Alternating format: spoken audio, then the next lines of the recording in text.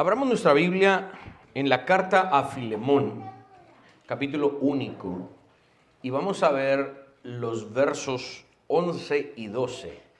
We're going to look Philemon, verses 11 and 12. Okay? Vamos a ver Filemón, capítulo único, versos 11 y 12. Yo quería llegar hasta el verso 14 por lo menos, pero no se pudo, que este es uno de los asuntos más delicados de la carta y le voy a dedicar pues suficiente tiempo hoy para que podamos verlo. Vamos a leerlo. Filemón, capítulo único, versos 11 y 12. Dice así: el cual en otro tiempo te fue inútil, pero ahora a ti y a mí nos es útil, el cual vuelvo a enviarte. Tú pues recíbele como a mí mismo. Vamos a orar. Padre, te agradecemos por tu palabra y tu misericordia. Gracias de nuevo porque podemos abrir la revelación escrita, especial para nosotros y para el mundo entero. Y hoy podemos ser transformados por ella. Gracias por el regalo de tu palabra y te rogamos que nos ayudes a aprovecharlo como se debe. Cuando alguien importante habla, nosotros debemos escuchar y tú eres la persona más importante del universo. Abre nuestros oídos con completa atención para que podamos escucharte. En el nombre de Cristo. Amén y amén. Pablo describe acá en estos dos versos la obra redentora en la vida de Onésimo para poder presentar el poder, la efectividad y la completa realidad del Evangelio.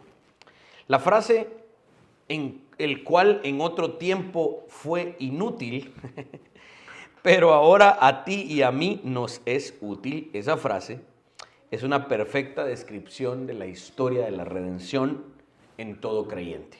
¿Sí? El lenguaje de Pablo aquí es tan cortés y pastoral, pero al mismo tiempo es tan directo, ¿no? Imagínense que el apóstol Pablo te dice, es que antes vos eras un inútil. Inútil antes, pero ahora ya no. Y es que esa es la verdad del Evangelio. En términos del reino de Dios, de lo que debemos hacer como creyentes, antes de venir a Cristo, de verdad éramos inútiles. Bueno, sí, trabajábamos, sí, producíamos, sí, teníamos una casa, qué sé yo, hacíamos muchas cosas que cualquier persona a los ojos carnales no nos diría, es que vos sos un inútil. No, al contrario, éramos personas, digamos, útiles para la sociedad. Pero en términos del Evangelio, en términos de lo que Dios realmente toma como verdadero e importante, éramos inútiles antes de venir a Cristo. Otros creyentes también deben abrir sus ojos a esta realidad, que por gracia ahora somos útiles para el Rey. Y los asuntos de su reino ahora somos útiles para esos asuntos. El cambio de la vida de Onésimo es un testimonio de la historia de la redención en estas circunstancias que estamos leyendo en esta carta. Un testimonio que seguimos viendo en nuestras propias vidas y en las vidas de otras personas. Por la gracia de Dios somos útiles ahora para el reino y eso solo gracias a la salvación. Iniciemos por ver básicamente dos puntos. Uno es bien corto y el otro es un tanto extenso y por eso no vamos a pasar más del verso 12. Pero el primer punto que yo quisiera tratar es que este es un anuncio de restauración.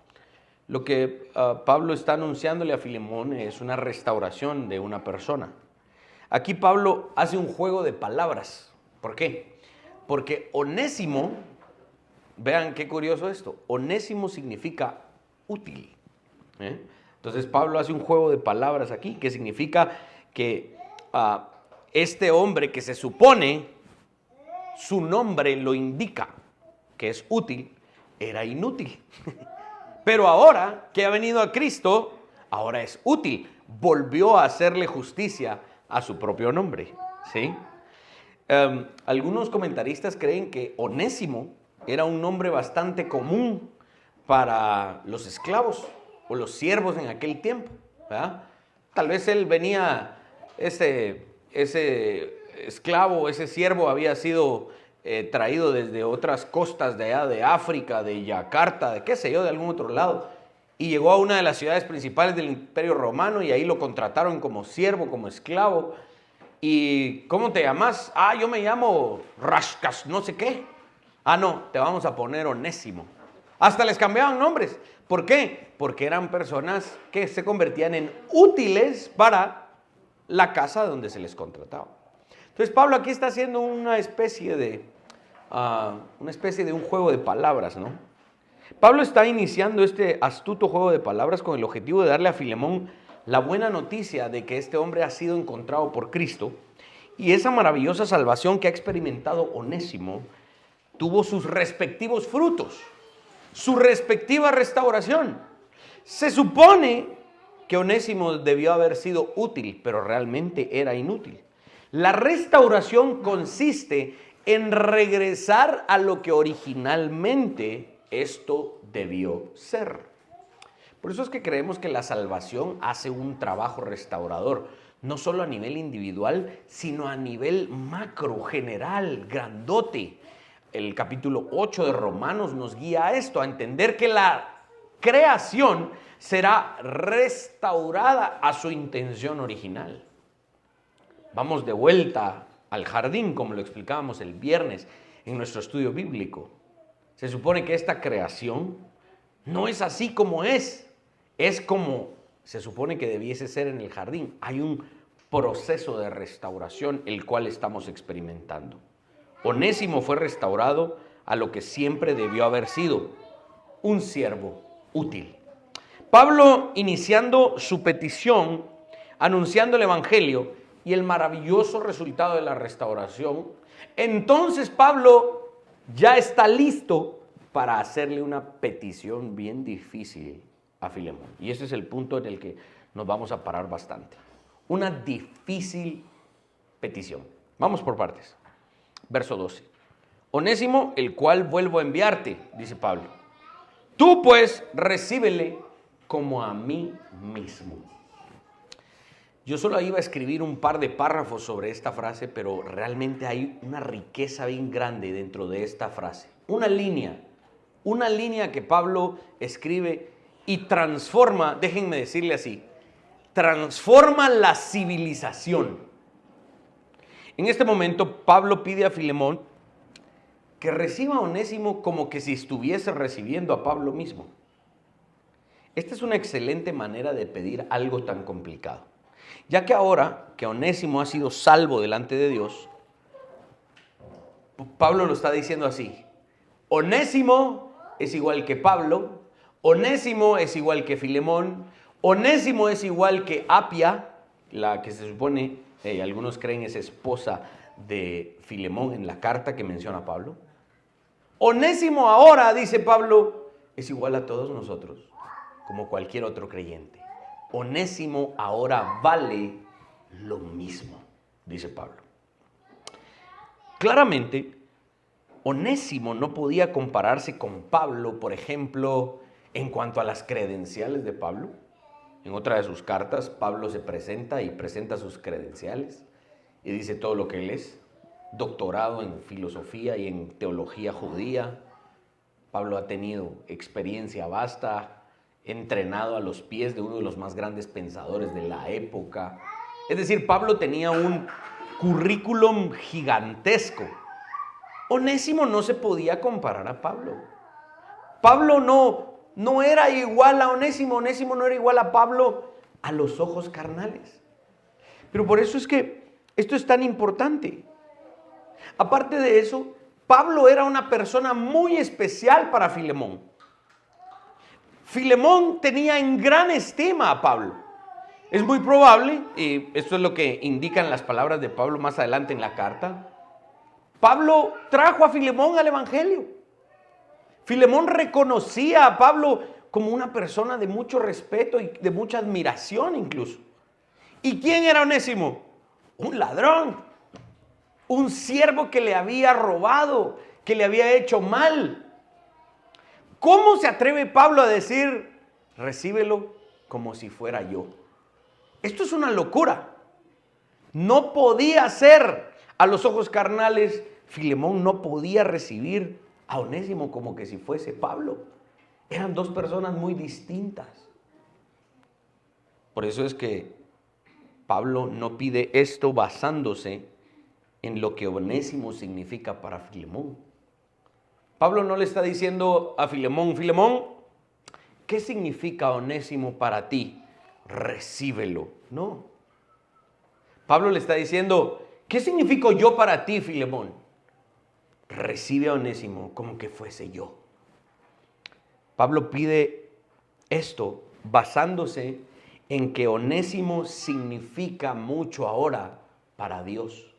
Por lo tanto, le dice a Filemón, si Onésimo es valioso para Dios, Filemón, para ti, hoy Onésimo debe tener ese mismo valor. Por eso es importante estudiar estos conceptos bajo el dominio o el gobierno conceptual del Evangelio. Por eso es que somos una iglesia que nos apegamos a una interpretación pactual de las Escrituras. El Evangelio está ahí constantemente latiendo, dándole sentido incluso a cosas que parecieran absurdas.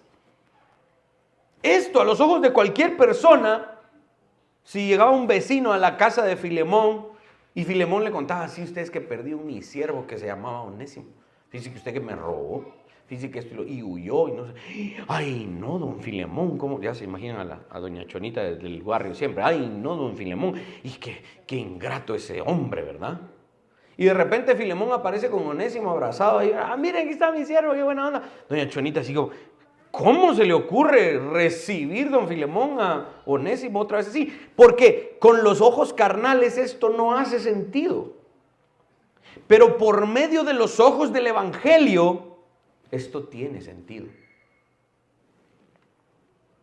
Implícitamente, Pablo estaba proclamando a Filemón el gran valor que Onésimo tenía para el Padre.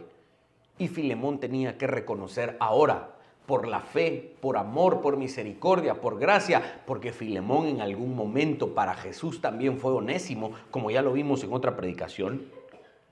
A pesar de la gran falta que Onésimo había cometido, Onésimo ahora tenía valor para Dios y ahora también tenía que tener valor para Filemón.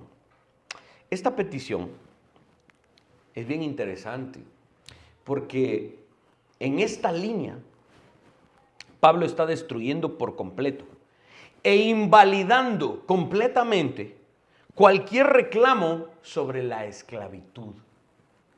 Pablo está pidiendo a Filemón no solo que compare a Onésimo con un hombre libre, sino que reconozca a Onésimo como un hombre libre. Este es el detalle más complicado de la carta. Pablo está diciendo, Onésimo ya no debiese ser un esclavo. Detallemos esto.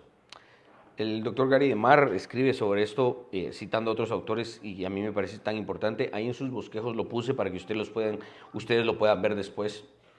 Y él escribía que sí sabemos y podemos comprobar que en el Nuevo Testamento Pablo condenaba la esclavitud.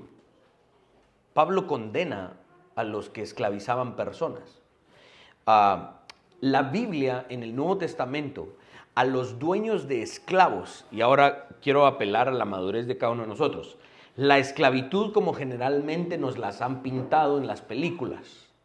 La mejor película que se me viene a la mente ahorita es una película que se llamaba 12 años de esclavitud, no sé si alguna vez la vieron. Un negrito que era un gran músico y de repente un par de personas blancas lo engañan y le dicen, miren que en tal ciudad le vamos a pagar, no sé qué, algo por el estilo, y finalmente era mentira. Lo secuestraron y se lo llevaron a una plantación de algodón o cosas por el estilo y lo esclavizaron. Ese tipo de esclavitud, que es cruda, que es opresiva, que disminuye al ser humano a una propiedad más de otra persona, que no tiene derechos, ni voz, ni voto, y que está sujeto a trabajos forzados y que está siendo golpeado constantemente por amos crueles. Ese tipo de esclavitud es la esclavitud que la Biblia condena. Pero la Biblia le llama secuestro. Veamos todos, primera carta a Timoteo, capítulo 1, versos 9 y 10. Conociendo esto, que la ley no fue dada para el justo, sino para los transgresores y desobedientes, para los impíos y pecadores, para los irreverentes y profanos, para los parricidas y matricidas, para los homicidas, para los fornicarios, para los sodomitas, para los secuestradores. Esta es la palabra que Pablo utiliza para esos que secuestraban personas y las sometían a trabajos forzados en contra de su voluntad, para los mentirosos y perjuros y para cuanto se oponga a la sana doctrina. Estos secuestradores que Pablo menciona eran aquellos que en efecto robaban personas para someterlas y venderlas como una propiedad. Los secuestradores eran pues obviamente personas que estaban condenadas por la Escritura.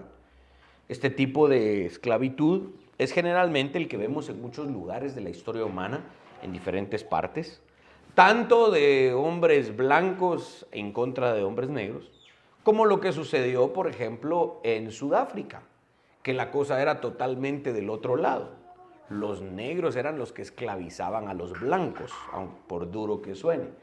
Ha sucedido en todos lados. Si ustedes leen, por ejemplo, la historia de aquel hombre en Inglaterra, John Newton, el que escribió aquel hermoso himno Sublime Gracia, ustedes leen o ven la historia, la biografía de John Newton en algún video de YouTube, ustedes se van a dar cuenta que él fue un hombre blanco que también sufrió esclavitud a manos de personas de color. Esta esclavitud es la que generalmente vemos entonces en muchas partes de la historia y es el concepto de esclavitud que Hollywood ha explotado, ¿no? Y que nos ha vendido, de que incluso los cristianos han practicado este tipo de esclavitud. Déjenme hacer la diferencia, por eso les digo que este tema es un tema bien delicado. Sí, hay personas que se han llamado cristianas que han practicado esto, eso es una cosa. Pero ese tipo de esclavitud estaba terminantemente prohibido en la Escritura. Y por eso me estoy tomando bastante tiempo para desarrollar este tema, porque desde el Antiguo Testamento vemos que la Biblia condena ese tipo de esclavitud. Claramente esta es la esclavitud que viola todos los derechos más básicos de un ser humano. Y es el tipo de esclavitud, como ya lo dijimos, la Biblia lo condena sin empacho, claramente. El libro de Apocalipsis también menciona y considera inmorales y destinados al juicio a aquellos que trafican con vidas humanas. Apocalipsis 18:13, ustedes lo pueden leer posteriormente. En ninguna parte del Nuevo Testamento se va a promover el tráfico de esclavos. La carta de Pablo a Filemón en ningún momento respalda siquiera la noción de que Pablo apoyaba la esclavitud.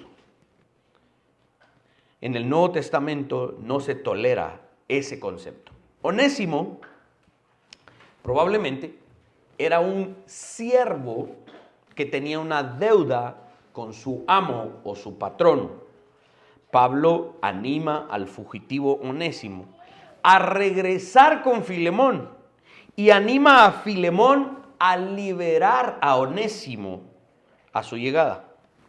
Incluso vamos a ver más adelante, cuando prediquemos el verso 18 de esta carta, que Pablo mismo se pone como garante. Él dice, mira, aquí va Onésimo. Probablemente Onésimo mismo llevaba la carta y él se la entregó a Filemón, no lo sabemos. Pero Pablo le dice, mira, y si Onésimo te debe algo, cóbramelo a mí. Apúntamelo ahí en el cuaderno, ¿sí?, de los fiadores, ponémelo a mí. Yo te lo voy a pagar, dice Pablo. La mención de Pablo de una deuda parece indicar, ojo con esto, que Onésimo era un siervo contratado, no era un esclavo producto de un secuestro. Entonces, cuando leamos la carta a Filemón, tengamos este detalle contextual en mente. Es muy poco probable que el mismo Pablo, que condena el secuestro de personas, el tráfico de vidas humanas, el apóstol que está en contra de esa cruda esclavitud, haya permitido que un hermano en Cristo como Filemón, quien podríamos deducir incluso que era pastor y anciano local en una iglesia en su propia casa, Pablo le iba a permitir tener un esclavo en contra de su propia voluntad. Sería inconsistente. Onésimo no era un esclavo en contra de su voluntad. Lo más probable, de acuerdo al contexto, es que Onésimo era un siervo contratado, un empleado, no una persona oprimida en contra de su voluntad. R.C. Sproul también comenta sobre estas cosas, y él comenta desde el Antiguo Testamento, lo registrado, por ejemplo, en Éxodo 21, como Sproul comenta que lo que se lee en Éxodo 21 acerca de la esclavitud podría sonar muy ofensivo a los oídos modernos, porque la ley bíblica acerca de los esclavos o los siervos, la palabra ahí es intercambiable en el original. Se cree que la Biblia abogaba entonces por la redención de ese tipo de esclavos que no tenían esperanza alguna. Pues bien, esta es una esclavitud diferente a la que conocemos. La que simplemente tomaba personas al azar y las oprimía, no es la esclavitud que está hablando Éxodo 21. Esa esclavitud que antes era de tomaban a los siervos y los separaban de sus esposas y de sus hijos y no les importaba incluso dañarlos, todo ese tipo de cosas, no es la esclavitud que habla el Antiguo Testamento, ¿sí? Esto no es lo que aborda Éxodo. La esclavitud que se menciona en Éxodo y también en Filemón, en la carta a Filemón, es más bien una servidumbre por contrato. No es la esclavitud que generalmente nos han pintado. Analicemos esos antecedentes de la esclavitud. En primer lugar, a los judíos no se les permitía esclavizar a otros judíos. No. Tampoco en cuanto a las conquistas militares no se les permitía esclavizar a otros judíos. Sin embargo, en Israel sí existían disposiciones en la ley bíblica para la servidumbre por contrato. Estas especificaciones se basaban en la economía de la época. Si una persona contraía una deuda que no podía pagar y decía, mire, no puedo pagar usted, de verdad que ya me quedé sin nada y se me trabaron las carretas, no puedo pagar. Me ofrezco como un siervo para pagar lo que le debo. Y entonces esa persona se sometía voluntariamente a un trabajo para la persona a la que le debía. Pero incluso esa servidumbre tenía límites en la ley bíblica. La persona judía no podía tratar a aquel que se ofrecía para servirle y pagar la deuda, no lo podía tratar como un animal más, no lo podía encerrar, no le podía poner grilletes, no lo podía latillar. No, la ley bíblica detenía todo ese tipo de abusos. Entonces, por eso es importante interpretar el texto en todo su contexto. No vamos a encontrar esta contradicción de Pablo supuestamente apoyando la esclavitud, cuando en el Éxodo, en Levítico y en otras partes, la misma Biblia prohibía ese trato inhumano. Se ofrecía a las personas a las que debían deudas, se les ofrecía saldar su deuda por medio del servicio. Si la deuda era grande, podía necesitar algunos años para saldar esa deuda. Pero si de repente llegaba, incluso miren lo que la ley bíblica tenía, la ley en Israel, estaba esta persona al servicio de la persona a la que le debía dinero y de repente llegaba el año de jubileo, la ley bíblica decía, esa persona debe ser libre y su deuda quedaba saldada. Hasta la ley bíblica nos daba estas maravillosas formas de liberar a los esclavos en el año sabático. Independientemente si la deuda había sido completada o no, en el año sabático el esclavo era libre, el siervo era libre. Lo mismo ocurría cuando llegaba el año de jubileo. Estas liberaciones se mencionan en Éxodo 21. Tristemente, la interpretación de muchos teólogos liberales ha provocado daño, ya que lo único que ven en el drama de la carta a Filemón es que, no, a Pablo le faltó carácter para oponerse a la esclavitud. Pero lo que estoy intentando presentar es todo lo contrario. Pablo está diciendo, Filemón, recibe a Onésimo y recíbelo como que si yo llegara. Básicamente le está diciendo, recibe a Onésimo como un hombre libre. Pablo realmente estaba abogando por la libertad de Onésimo. A Pablo no le faltó carácter para tratar el tema de la esclavitud.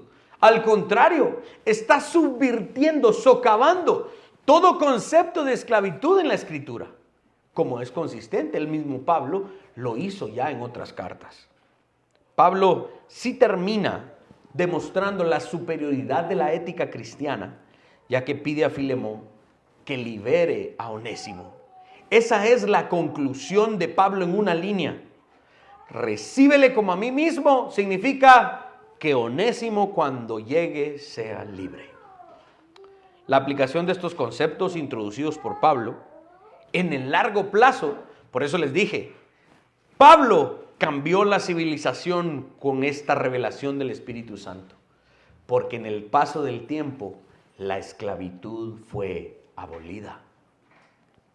La esclavitud, por ejemplo, practicada en Estados Unidos antes de 1860, era tristemente el secuestro de hombres. Ahora, era practicada en los Estados Unidos, pero no era que la ley lo permitía. No. La historia, esto es bien importante porque, por ejemplo, todos los liberales y demócratas en Estados Unidos, la gran mayoría abogan por estas cosas, ¿no? Y este es uno de los puntos de los que acusan a los conservadores, ¿no? Es que ustedes sí practicaban la esclavitud. Fuimos los demócratas los que abolimos la esclavitud. Es mentira, es un error histórico, ¿sí? De hecho, la esclavitud que se practicaba en Estados Unidos era producto de mismas personas africanas de color que en África secuestraban a otros negritos. Los traían en contra de su voluntad a las costas de Estados Unidos y los traficaban en Estados Unidos. Ahora, ¿hubo muchas personas malas, blancas, que se aprovecharon de esto en Estados Unidos? Claramente. Pero no significa que la nación de los Estados Unidos estaba a favor de la esclavitud en aquel tiempo. Eran personas que traían en los barcos a las costas de Estados Unidos, las vendían en subastas y eran sometidos a trabajos forzados. Hay fuentes bibliográficas serias que se pueden consultar sobre este punto. Una de ellas es el libro de Peter Hammond que se llama La esclavitud, el terrorismo y el Islam, raíces históricas y amenaza contemporánea. Y de repente hay alguien que les va a decir, no vos, pero es que yo vi un video de YouTube. Sí, hombre. Es que yo vi una película, o si eso está basada en una historia real. Sí, está bien ver videos y películas, pero no es una película, no nos va a dar toda la verdad, hombre. Hay que realmente corroborar estos asuntos históricos. En términos bíblicos, este tipo de esclavitud era errónea y sigue siendo errónea. Sostener que esta forma de esclavitud sería reinstaurada hoy por aquellos que creemos que la ley de Dios debe prevalecer en una nación es absurdo. La Biblia nunca estuvo a favor de ese tipo de esclavitud. Muchos de los primeros colonos en Estados Unidos pagaron su pasaje de otros continentes. Hubo personas allá en África, en Europa, en otros lados, que dijeron, en América la cosa está buena, aun cuando uno llega ahí y llega a ofrecerse como servidor de una casa, uno va a hacer más dinero que allá. Y dígame si no, eso sigue pasando hoy. Mucha gente sale de nuestros países y va allá a Estados Unidos a estar y está dispuesta a hacer trabajos manuales muy sencillos que aquí en Guatemala no les pagarían mucho por eso, pero allá ganan mucho más. Pagaban su propio pasaje y llegaban a las costas de Estados Unidos y a hacer esos trabajos que parecían de esclavitud, pero finalmente eran servicios contratados y vivían mejor que en sus lugares de origen. La servidumbre por contrato no es antibíblica. la esclavitud opresiva, sí, hay que hacer la diferencia. Y esta es la que Pablo está tratando. Imagínense, Pablo no está tratando a un Onésimo que estaba siendo obligado a trabajos forzados. Onésimo era un siervo por contrato y de todas maneras Pablo le pide a Filemón, cuando llegue, libéralo de la deuda, que sea un hombre libre. Esta es una petición dura de Pablo a Filemón, pero aquí estamos tratando este tema tan delicado que muchas personas tristemente no tratan en su contexto.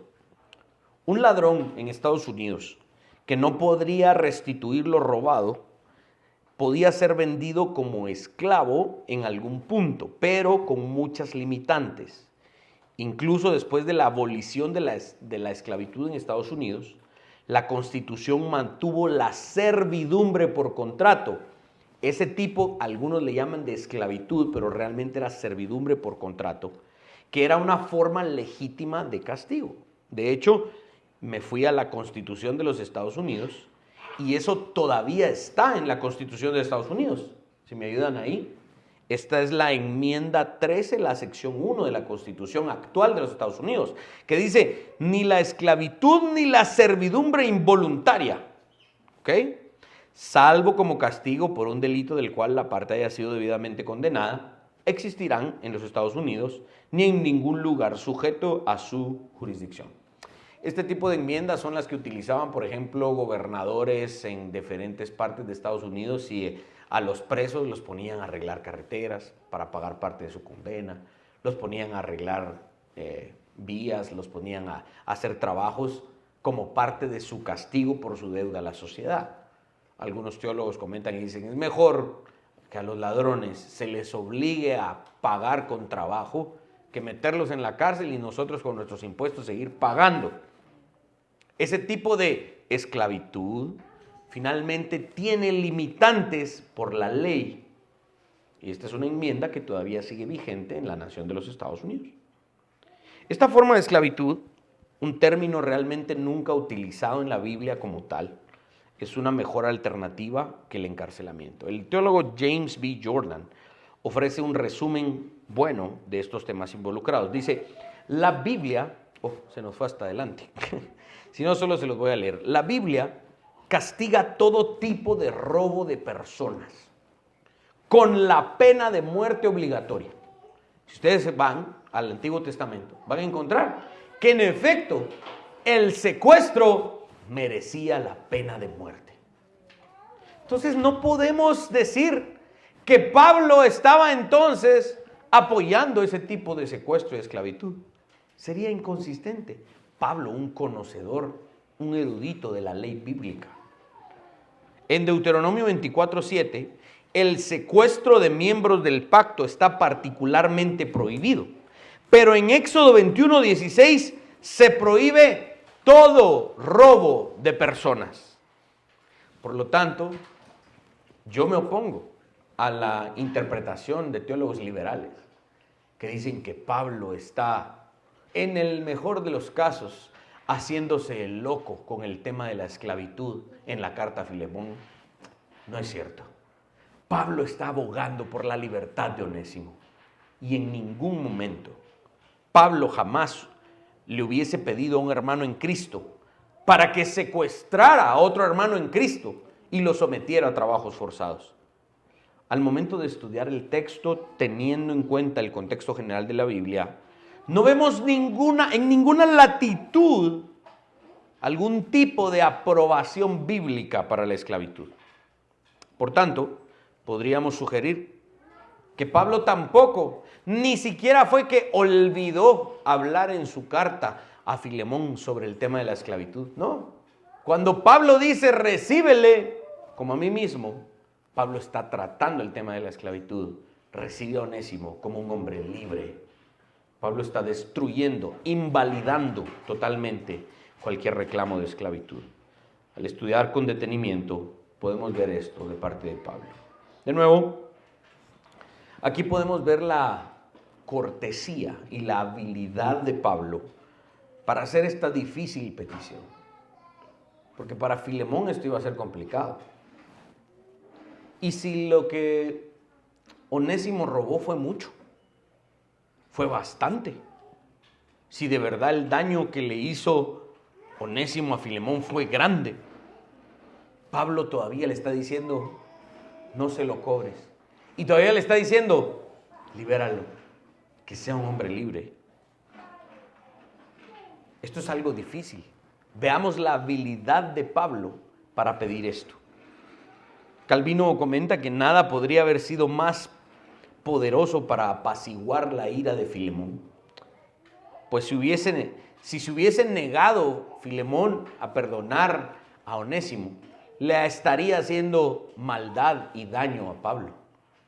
Porque si Filemón recibe a Onésimo y dice, Pablo me dijo que te perdonara vos, pero es que vos me robaste mucho. Cuando Pablo se enterara, cuando Filemón le cobrara a Onésimo, Pablo hubiese dicho, es como que Filemón también me está cobrando a mí. Vean la habilidad de Pablo para pedir estas cosas. Esta es una notable bondad de Pablo. Y Filemón no dudó en recibirlo. Así como Pablo en la cárcel encontró a Onésimo y lo recibió y dijo, este es el que le quedó mal a Filemón. Pero de todas maneras lo recibió sin dudarlo, porque así nos recibe el Evangelio. En sus entrañas, Pablo se conmovió por Onésimo y le está pidiendo a Filemón que también se conmueva por Onésimo, para que toda su indignación sea superada por el amor. De hecho, si la conversión de un hombre a Dios fuera valorada por nosotros en su justo valor, también acogeríamos a una persona como esta de esta manera. A quienes dieran evidencia de arrepentimiento sincero y verdadero, estaríamos dispuestos, debiésemos estar dispuestos a perdonarles. Hoy tengo una aplicación, ¿sí? Siervos inútiles somos, dice la Biblia. Y esto lo tomo precisamente de lo que Pablo le dice a Filemón sobre Onésimo. Mira, Filemón, este Onésimo antes era un inútil. Y la Biblia en alguna medida nos llama a los creyentes siervos inútiles. Miren lo que dice Lucas 17:10. Así también vosotros, cuando hayáis hecho todo lo que os ha sido ordenado, decid, siervos inútiles somos, pues lo que debíamos hacer, hicimos. Bueno, esta también es una frase un tanto dura de parte de nuestro Señor Jesucristo, pero creo yo que nos sirve para aprender hoy una aplicación de lo que estamos leyendo en los versos de Filemón hoy. Cuando Jesús dijo esto, siervos inútiles somos, no quiso decir que nuestro servicio no tuviera ningún valor. Jesús exhortaba frecuentemente a sus discípulos a ser productivos, diligentes, ¿no? Más bien, Jesús está diciendo en esta frase dura de siervos inútiles somos, que cuando hacemos lo que nos toca hacer, no obtenemos puntos extra, ¿ok? Por nuestro servicio. Déjenme ponerlo desde esta perspectiva. En la Edad Media hubo una doctrina que se llamaba las obras supererogatorias. Bueno, es un término un tanto complicado, ¿sí? Algunos les llamaban las obras de supererogación. Esta doctrina hablaba de que habían cierto tipo de obras que se realizaban y que eran tan meritorias, tan valiosas, que iban más allá de lo que Dios le había exigido a su pueblo. Habían teólogos que enseñaban que las obras supererogatorias eran aquellas obras que eran tan buenas, que eran más valiosas que las obras buenas normales de la gente. La iglesia enseñaba que este mérito excedente de estas obras se depositaba en un lugar que se llamaba el tesoro del mérito, ¿sí? Y desde allí podía distribuirse ese mérito a personas en el purgatorio. Y esta fue la idea que le dio la base a la controversia de las indulgencias en el siglo XVI, ¿se recuerdan? Y de esta doctrina fue de que la Iglesia Católica se aprovechó y dijo, que la gente empiece a pagar por esas obras supererogatorias. Se le ocurrió al Papa decir, si usted quiere liberar a sus familiares en el purgatorio y no tiene usted la capacidad de hacer esas obras supererogatorias, la Iglesia Católica defendía que habían santos en la antigüedad que habían hecho obras mucho más grandes que las obras normales. Por ejemplo, María es una de ellas, que portó a Jesús en el vientre. Esa obra de María es supererogatoria, es mucho más grande que cualquier otra obra que una persona podría haber hecho. Por eso es que a ella se le llama nuestra intercesora, porque ella hizo más que todos los demás. Vean el error de la doctrina católica. Y ellos de esa supuesta doctrina se basaron para empezar a cobrar dinero. Y surgen las indulgencias. Vean, cada vez vamos aprendiendo más sobre el impacto de la Reforma Protestante. Porque llegamos con Lutero, específicamente, al siglo XVI y dice, eso no es bíblico. ¿Cómo vamos a permitir que la iglesia se enriquezca con esto? Este fue un importante punto de disputa entre los protestantes y los católicos en el siglo XVI. Todo se reducía al concepto de que es posible que los creyentes realicen obras que van más allá del deber. Las palabras de Jesús en Lucas 17, sin duda, pusieron en su lugar esta idea y probaron equivocada a la Iglesia Católica. ¿Qué obra podría hacer algo que no fuera lo que Dios nos exigió? Recuerden, Él nos manda a ser perfectos y esa perfección no la podemos alcanzar nosotros de nuestras propias obras. Necesitamos de la obra de Jesucristo. Ni siquiera podemos aspirar a alcanzar esa meta. No tenemos ningún beneficio propio porque no ganamos nada haciendo lo que se nos exige. Si no creemos en Cristo y hacemos todo lo que se supone que debemos hacer, de todas maneras vamos al infierno. Porque no es por obras, es por la fe en Jesucristo. Es por gracia, es por lo que Él derramó sobre nosotros. Solo hay una cosa que puedo presentar delante de Dios, de la cual sí me puedo yo decir, yo la hice. Y esa obra es mi pecado. Eso es lo único que yo puedo presentar delante de Dios. Lo único que puede redimirme no es mi obra, sino la obra de Jesucristo. Él vino voluntariamente a hacer la voluntad del Padre, a someterse a la ley en favor nuestro. Él, solamente Jesús, présteme mucha atención, solo Él puede llamarse un siervo útil. Todos los demás somos inútiles. En punto. Si servimos por el esfuerzo de ganarnos la entrada al reino, nos engañamos a nosotros mismos. La motivación del servicio cristiano es el amor a Dios. Servimos no para ganar la salvación. Servimos y hacemos obras en agradecimiento a lo que ya se nos dio como regalo. Es distinto. Esa verdad se esconde detrás del gran himno Roca de las Edades, escrito por Augustus Toplady, que dice, nada en mis manos traigo, simplemente a tu cruz me aferro. Eso es lo que significan nuestras obras, las que no sirven para nada más que agradecimiento por lo que Él ya hizo en la cruz. Toplady, este himnólogo, comprendió que después de haber hecho nuestras obras mejores, de todas maneras seguimos siendo siervos inútiles. Por muy ejemplar que sea nuestro servicio, nada ganamos más si no es a través de Jesucristo. El teólogo John Piper ha despertado un concepto importante en la vida cristiana. Y él dice el siguiente concepto: el gozo que se encuentra en obedecer a Dios. Finalmente, Piper enfatiza que el motivo de nuestra obediencia no debe ser un simple esfuerzo por cumplir con el deber. Es más allá. Si nuestras obras no nos ganan la salvación y si son inútiles finalmente para obtener la salvación, entonces que nuestras obras sean buenas en agradecimiento a lo que el siervo útil Jesucristo sí logró y encontremos gozo en el deber. Encontremos gozo en obedecer a nuestro Señor. Claro que a veces tenemos que obedecer por el deber.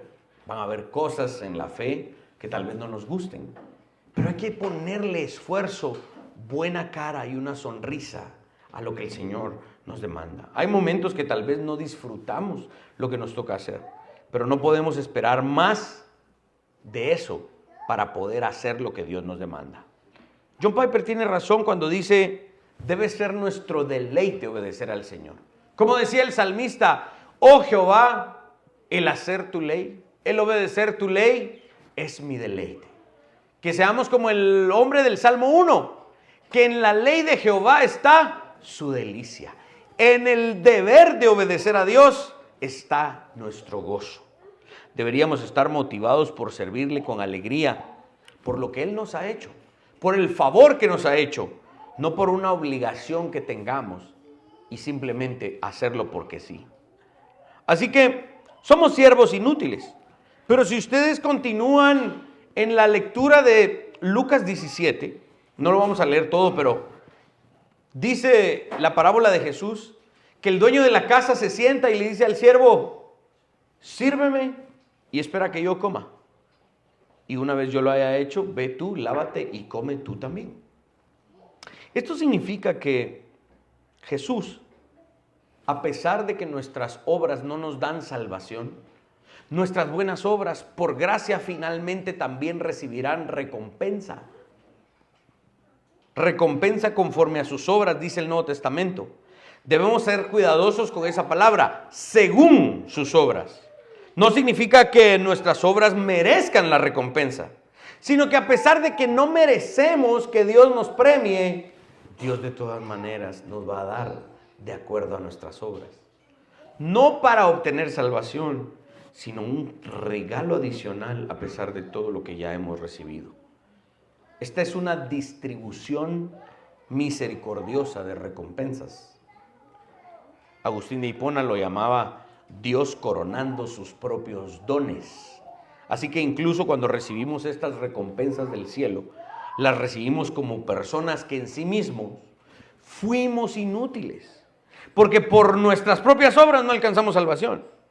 Alcanzamos salvación por gracia y nuestras obras de todas maneras recibieron recompensa. Ese es el gozo del cristianismo. Veamos cómo siervos que han fallado, nosotros, pero que hemos sido perdonados, de todas maneras sí experimentamos una supererogación.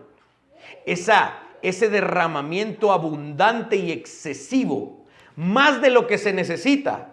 Y ese fue el amor de Dios. Si alguien sí hizo una obra supererogatoria, fue Dios, derramando más de lo que merecíamos por nosotros. En la historia de Onésimo, a pesar de ser un siervo que antes de ser salvo fue inútil y muy malo, Dios en su gracia lo hizo útil y le agregó valor. En la soberana elección de Dios, antes de la fundación del mundo, Onésimo ya tenía valor. Antes de que el mundo fuese creado, Dios dijo, este Onésimo va a fallar, va a ser un mal siervo, va a ser mala onda, pero yo le doy valor desde antes de crearlo. A pesar de crearlo y de que falló, de todas maneras Dios siempre lo vio con valor. Y por eso Pablo y Filemón lo volvieron a recibir, porque Onésimo tenía valor desde antes de la fundación del mundo. Cuando vayamos a evangelizar personas, que nuestros ojos no nos engañen. ¿Saben por qué? Nuestros ojos no tienen el alcance de la salvación. De repente vamos a ver a una persona y vamos a decir, ese mejor que ni vaya a la iglesia. Clavos nos va a dar, problema nos va a dar. ¿Para qué lo voy a invitar? No, a vergüenza me va a poner. Nuestros ojos no alcanzan a ver. ¿Y qué? Si ese que no queríamos contarle de Cristo, cuando vino, realmente cambió. Y un tiempito después dijimos, qué bueno que vino a la fe. Miren cómo es de útil en la iglesia. Antes vergüenza me daba, pero ahora hasta lo admiro por cómo es. Nuestros ojos deben alcanzar a ver a esos onésimos. Y ojalá esta iglesia sea testimonio de muchos onésimos viniendo a la fe. Amén. Pongámonos de pie.